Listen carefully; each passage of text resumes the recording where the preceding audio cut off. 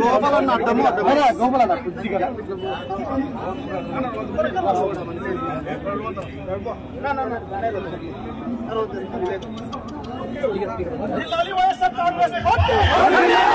రాష్ట్ర ప్రజల ఆశాజ్యోతి ఆదేశాల మేరకు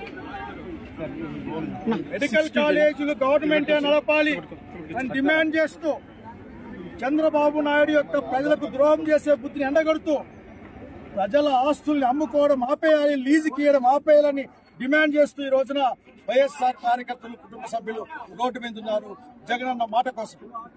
నేను స్పష్టంగా చెప్తా ఉన్నా, ఇప్పటికైనా సరే మీరు బుద్ధి తెచ్చుకోమని కోరుతా ఉన్నా. నేను ప్రజల్ని ప్రజల కోసం, ప్రజల ఆస్తుల్ని ప్రజల కోసం పెట్టమని కోరుతా ఉన్నాం. ఈ అశేష జనవాహిని రేపొద్దున మిమ్మల్ని బహిరంగంగా నిలబెట్టి డిమాండ్ చేస్తే మీ పరిస్థితి ఏందో కూడా ఆలోచించమని కోరుకుంటా ఉన్నాను. ప్రజాస్వామ్యం పైన గౌరవం ఉన్న వాళ్ళం, ప్రజాస్వామ్యబద్ధంగా నిరసన కార్యక్రమం మిమ్మల్ని డిమాండ్ చేస్తా ఉన్నాం.